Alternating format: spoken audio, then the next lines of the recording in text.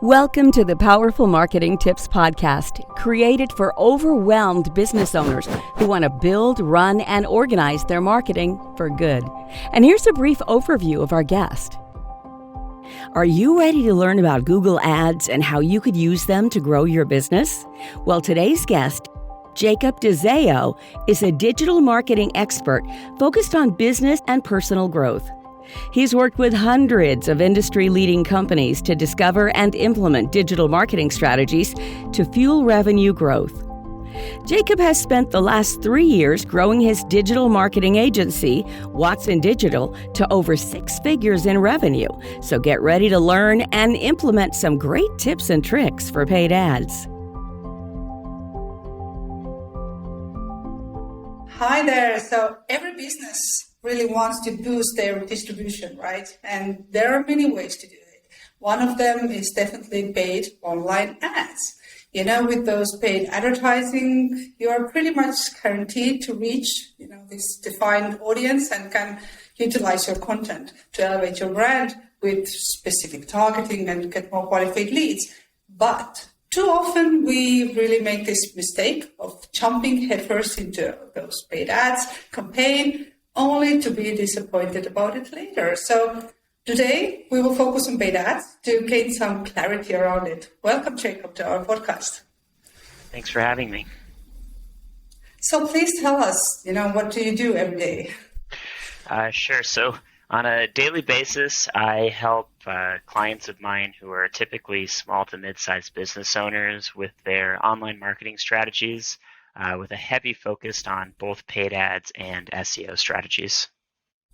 Mm-hmm. Mm-hmm. So one of my very good clients just recently told a very good sentence, that marketing is not a sprint, it's a marathon. So for me, when I'm thinking about the paid ads, it kind of reminds me the sprint strategy. Mm-hmm. So tell me, why are they helpful, really? Sure. So there's a whole bunch of uses that kind of relate to what you're talking about. The comparison I usually make is paid ads are almost like flipping on a light switch. And so if you want to drive traffic to your business, to your website very quickly to either test a new concept or test a new landing page or test a new service or launch your business in the first place. Maybe this is your first few months of even having a business and you just want to drive more traffic that's likely to convert, of course, to your website to gain more leads. That's where I think paid ads has its most value, is it's a very quick way to both test and to potentially gain new business. I see your point here, but I also understand there are many mistakes that we can do on this journey. For example, we may bring wrong leads. How can I make sure that the leads are right? The other thing we may do is, I'm sure we need to analyze, those people, what they're doing, how they're acting, on our website. So it already seems very complicated. Yeah, it definitely can be. And that's why I try to simplify that type of stuff for anyone I work with. In the agency space, I have a done for you model, and then in the personal brand space, I have more of a consulting model for that exact reason. I would say that first things first, at making sure that your website is set up with some sort of analytics. If you use, a program like Shopify, that type of CMS typically has some decent analytics in the back end, but generally, almost every website you go on ever has Google Analytics attached to it. And I think Google Analytics can get just about anyone by, especially someone who owns a small to mid-sized business. There are other products out there that are great at scale, especially, but I would say start with the base of getting Google Analytics set up. That way you know what your website visitors are doing once they get there, because one of the keys to running any paid ad strategy on any of the platforms, whether it be Google or Facebook or Pinterest or TikTok or any of the others, is to make sure that you have some sort of conversion tracking. And the whole point of that is that you want to know if that traffic is turning into new business. If you're lead-based, you want to know if those people are calling you, if they're submitting contact forms, if they're using the chat feature on your website. If you're an e-commerce brand, you want to know if they're buying things from you. And the only way to do that is with proper conversion tracking set up, which can also be done through Google Analytics or through any of the individual ad platforms that you're using. But how to make sure that I'm getting the right leads to my website? Right. So I think that starts with choosing the right platform. I would argue that for maybe 80 to 90% of businesses, the first place to try is Google Ads. The reason for that is that it's a search-based marketing platform. So someone goes to Google, they type in whatever service you happen to offer, and you could pop up in the search results. Organically, it takes a long time to get there. Anyone that knows anything about SEO, and even if they don't know anything about SEO, likely knows that it takes a long time to rank on the first, second, third page of Google for what your business does and what it has to offer. With paid ads, you can be there, today if you were to set it up today. And so that's really important because when people go to Google, they have some intent behind what they're looking for. Sometimes it's shopping intent, buying intent. Sometimes it's, the need to talk to an expert in a certain field. If you have, a leak in your house today, you need a plumber today to come fix that. And so if you're going to Google searching for plumber near me, it's because you have a need immediately. And that's why it can be so powerful, because you're able to show your ad to people at the moment that they have shown interest and likely need what you have to offer on your website. And that's probably the best way to drive good traffic. Even the best websites, convert. I think the benchmark is somewhere around, 5 to 10%. In e-commerce, it can be even lower. So you're still, out of every 100 people that you drive to your website, you're only expecting a handful of them to actually convert into business.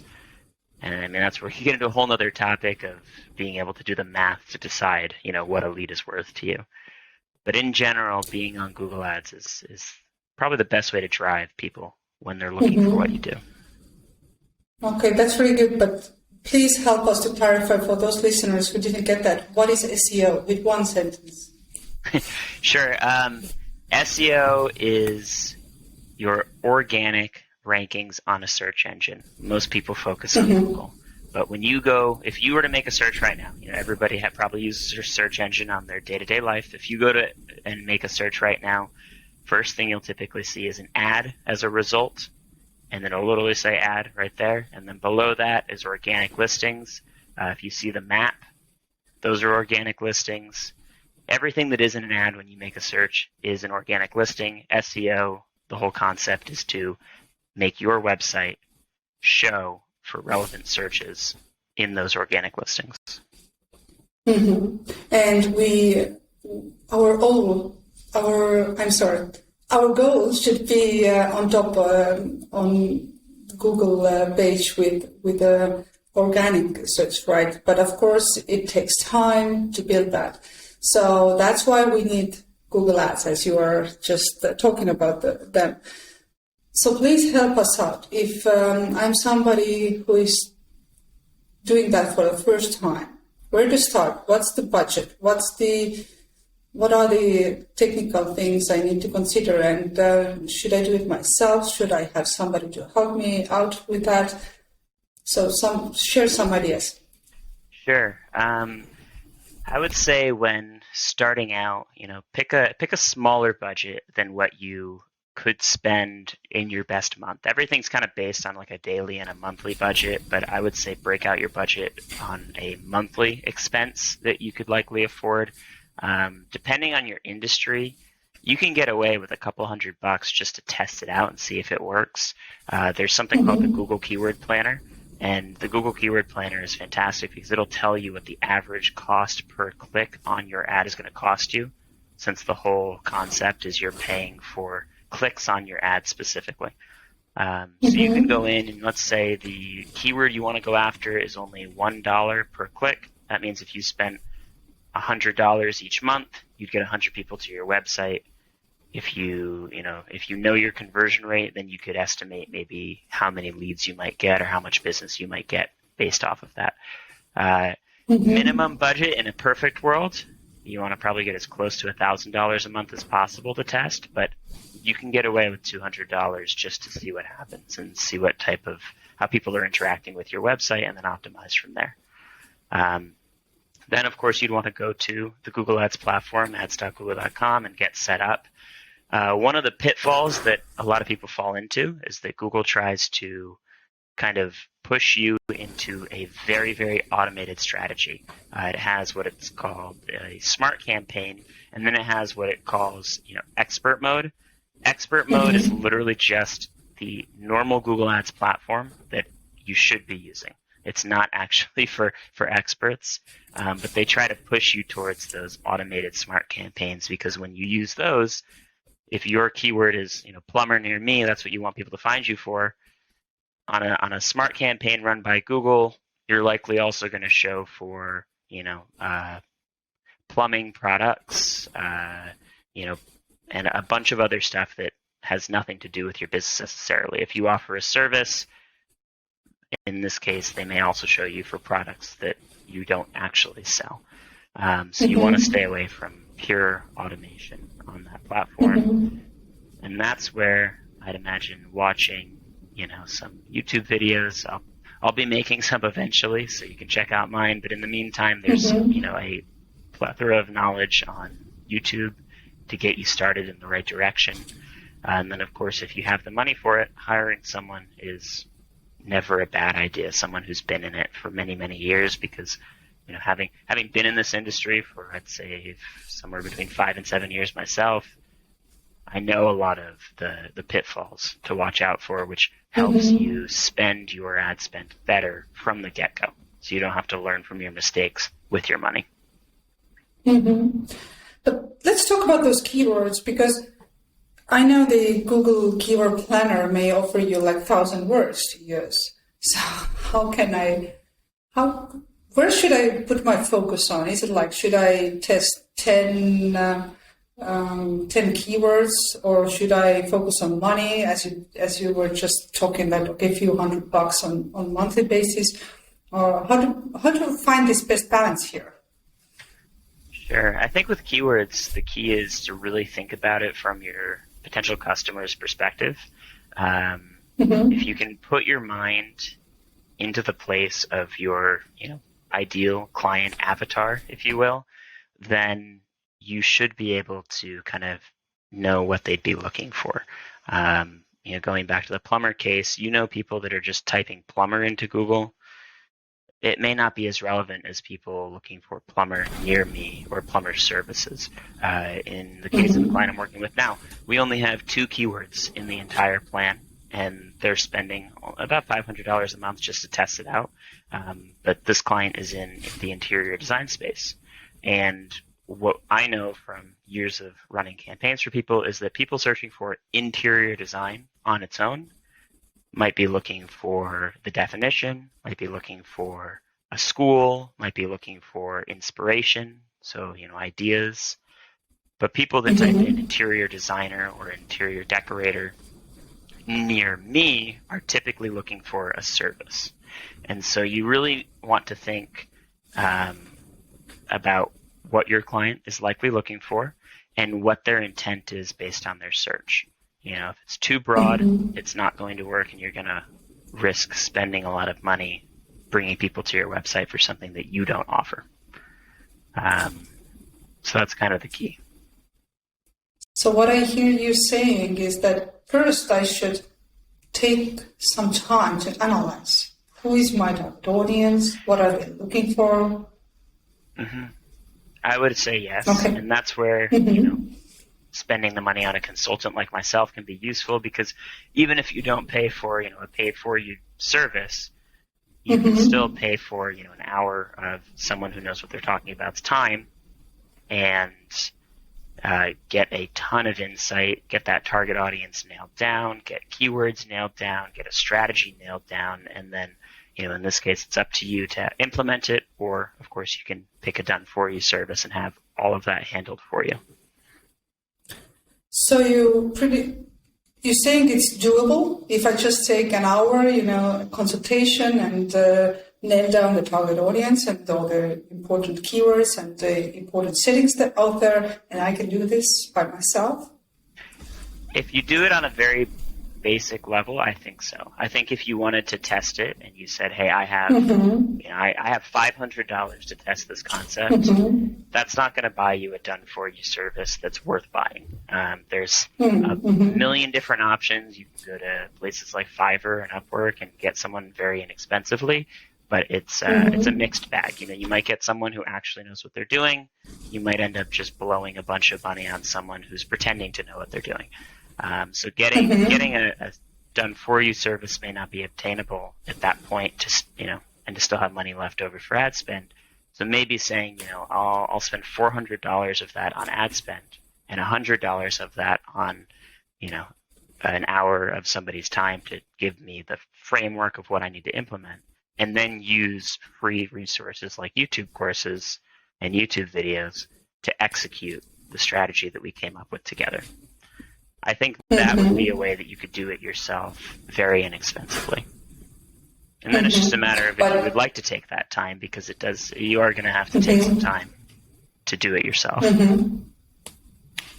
So, okay, I either have money, to pay for a service so that somebody would do that for me, or I have time to do it myself, to learn about that and so on. But tell me about the done for you versus consulting. Is it like consulting is something you do one time, or this is exactly we talked about, like you will give me 1 hour consulting and then I will do it myself? Or do you provide this, weekly, monthly consulting so that I can come back to you on a regular basis and ask for help? Yeah, that's definitely an option.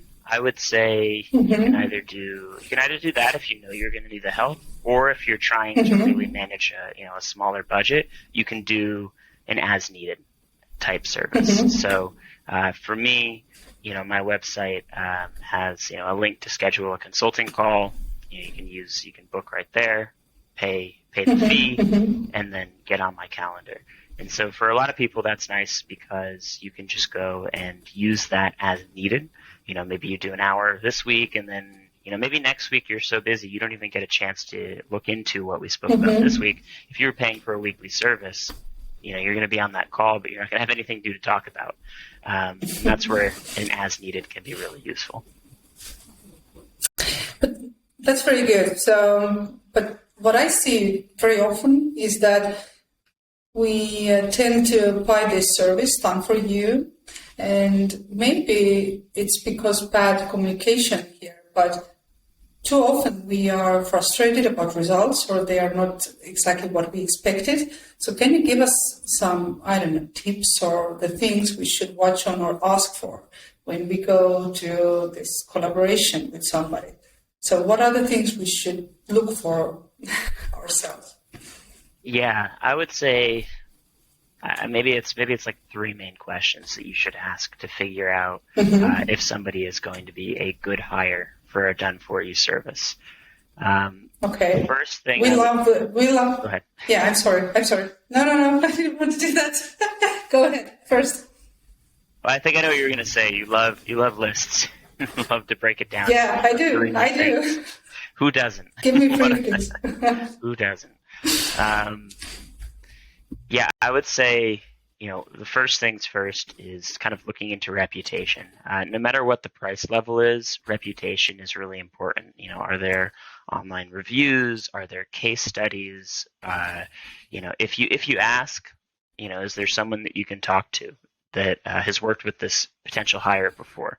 Larger agencies absolutely will, but even smaller freelancers or smaller agencies likely have at least one client who's willing to speak on their behalf, whether it be in a case study, whether it be in an online review.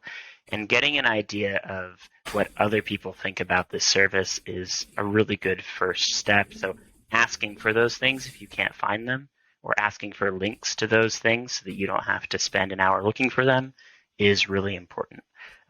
Hopefully they have that on their website to begin with, but if not, definitely ask for it. Second thing I would ask is, what is their policy on giving you access to reporting and to the accounts that they manage for you? A huge red flag in this industry is an agency or an individual who won't give you administrative access to the ad count that they're running for you. No matter what you're on, Google, Facebook, Pinterest, it's very easy to add you as the business owner, as the lead marketer in the company. It's easy to add you to the account as a user. Doesn't mean you're going to go in there and make changes while no one's looking. All it means is that you have ownership and access of your data, of your marketing spend.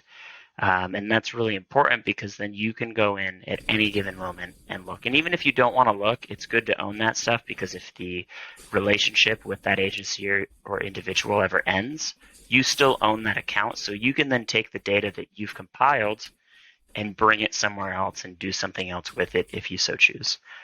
So making sure you have access, huge thing. That's a very good point. Is it also important because if you want to, any reason you may have, you want to exit from this collaboration, so you would still have access to your own account, right? Yeah, that's a huge key. You want to have access to that account, especially if you exit. Which kind of brings me to the third question is, I would ask kind of what the contract looks like in terms of commitment. I would say that any agency or individual, worth working with anyways, is going to be willing to do a shorter term relationship, because the whole key, there's a balance coming from the agency side. There's a balance. There is the communication with the client, and then there's the results given to the client. If you only have one of those, the relationship usually goes south.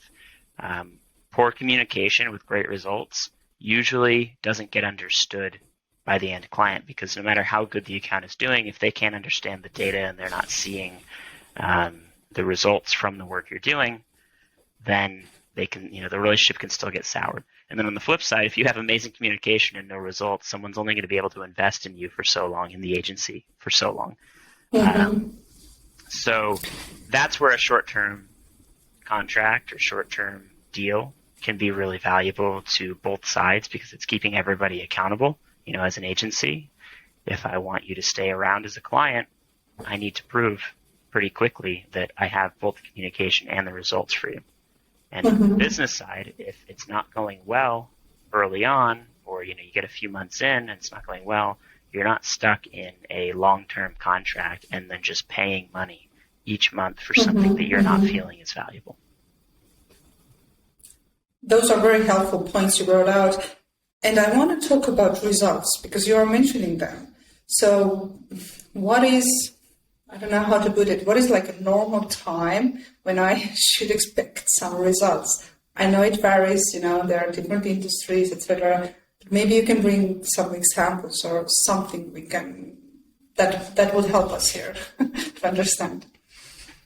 Yeah, I would say, regardless of industry, unless you have a very long sales cycle, some industries do, I would say an average of 3 months is probably a good test period, because usually up front, when you're setting up any type of account, any type of paid ads account, there's a little bit of time for the platform to kind of use its algorithm to figure out the best person to get in front of. Because even if you pick the best keywords and you're right on target with that, there are still all these other factors where Google's algorithm or Facebook's algorithm is learning who is going to convert on your website specifically, and then trying to find people that both meet the qualifications you've set based on your keywords, your audience, your demographic targeting that you've set up in the account, and based on the individuals who have converted and Google and Facebook and these other platforms have tracked data for, because with each one you put in separate conversion tracking and like a pixel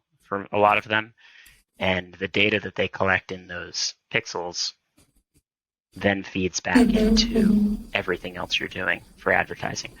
But within 3 months, you should see a direction. Maybe early on it's only a lead or two. Maybe it's only, maybe you're only breaking even on the e-commerce transactions. But if you're seeing a positive direction in 3 months, it may be where it's sticking out to get better. But if you're not seeing anything positive in the first 3 months, I would say cut your losses.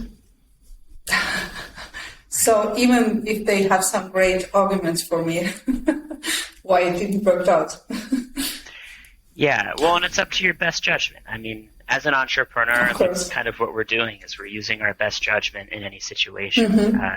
There's an adage about how no one really knows what they're doing. Humans in general, no one really knows what they're doing. Everyone's just trying their best, and that's basically what you're doing here too. Is if you've had great communication and this person you've hired has kept you in the loop the whole time, and they're making progress, and they've tried things and it's not working for some reason or another, maybe you do stick it out a little bit longer.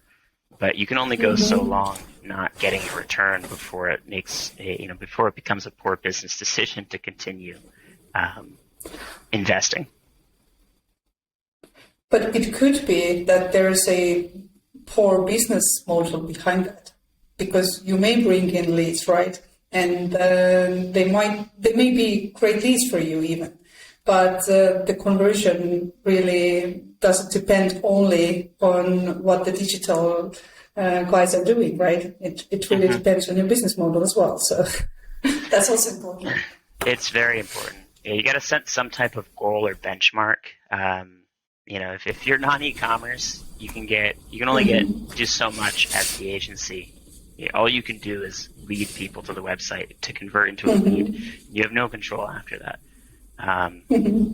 So setting some sort of benchmark as the person hiring an agency or individual is really important. What do you want to see in the first month, 2 months, 3 months? Is it you want to see X amount of leads? Is it you want to see X amount of traffic? Is it you want to see X amount of transactions? And you want to try to be upfront about that with the person you've hired as well, because then they know what their goal is.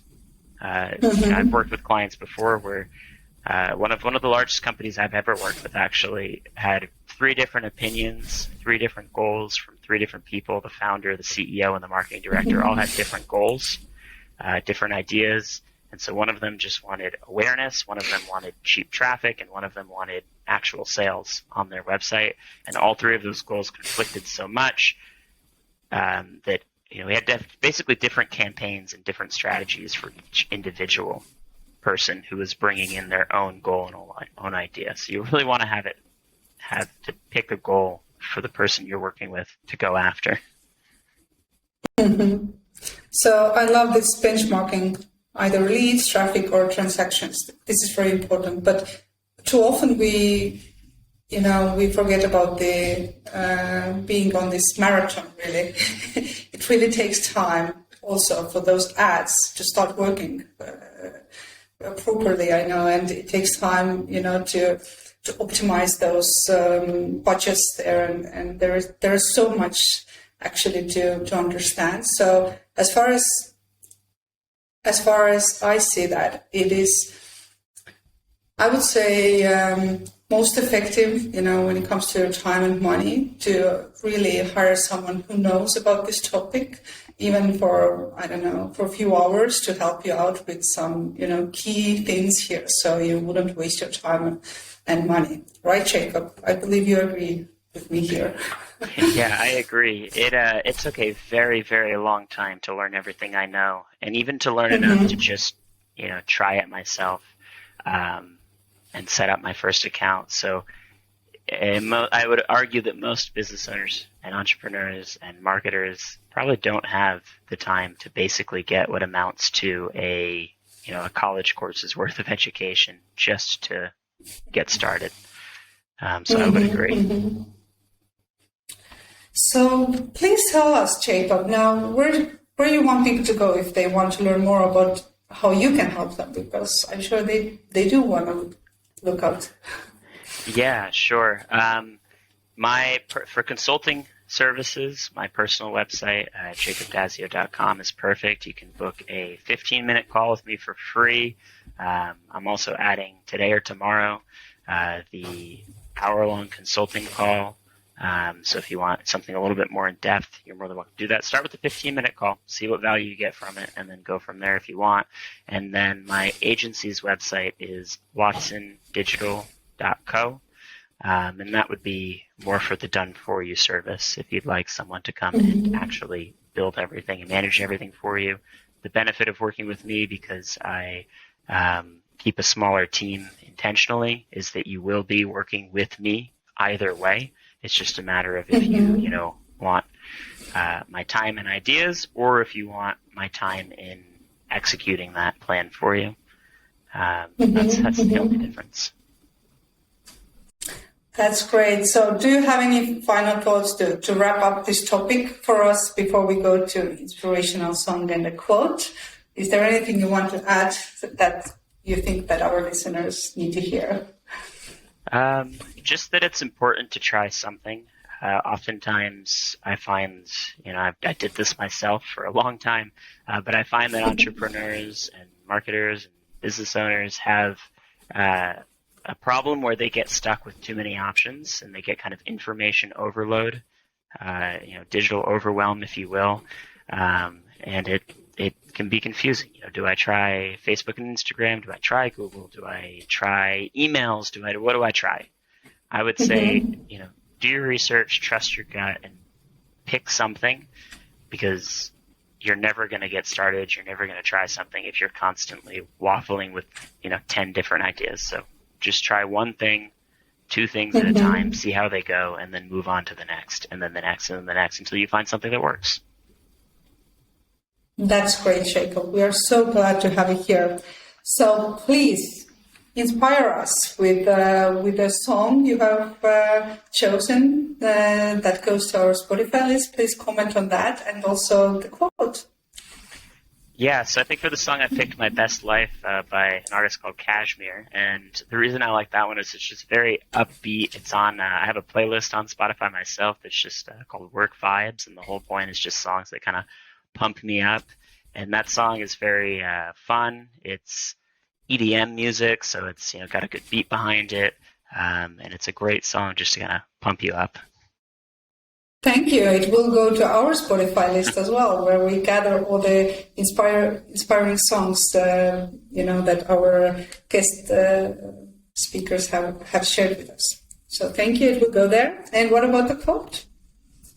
Yeah. You want to read the quote again? Because I don't have the exact words again. Well, actually, you shared two of them, I'm sorry. So in business, every strike brings me closer to the next home run by Babe Ruth. Yeah, and that's a fantastic quote. And I'm a huge baseball guy. That's probably one of my biggest hobbies. And so the way I look at that one is that, like I said just a minute ago, you have to get out there and try something. And even if it doesn't work, don't be discouraged. Try something else until you find the thing that works. And that's basically what that quote means. Even if best hitters in the history of baseball got out 7 times out of 10. So. And they are inspiring for us. So, yes. And you also brought out another quote in life, "Journey Before Destination" by Brandon Sanderson. That is also very powerful. Yeah, I really, really like him as an author. And so a lot of what he talks about resonates with me. But this in particular is all about, enjoying the journey before you get to the destination. Because in life in general, if you think about it, every time you have this goal that you want to reach, when you get there, you bask in it for a few minutes. Some people, it's even less than a few minutes. And then you move on to the next thing. You have the next goal, the next thing you're set out to do. So most of your time in life is spent on the journey, not being at the destination. So you have to enjoy that journey and really think about the journey and live in the journey, since that's what you're doing with probably, 98% of your time. I love that. It really makes life worthwhile, this journey. Well, Jacob, I appreciate you coming here today and keep on doing a great job, helping those business owners with their paid ads and SEOs. And thank you for coming here today. Yeah, thank you. Thank you for having me, and hopefully I'll be seeing some of your listeners soon. That's all we've got for this episode of the Powerful Marketing Tips podcast. Make sure to link up with us at our free monthly international mastermind event. Just go to powerful-marketers.com/mastermind for registration. And one thing that would really help us and other new potential listeners is if you would rate this show and leave a comment wherever you tune in to listen. Until next time, take care.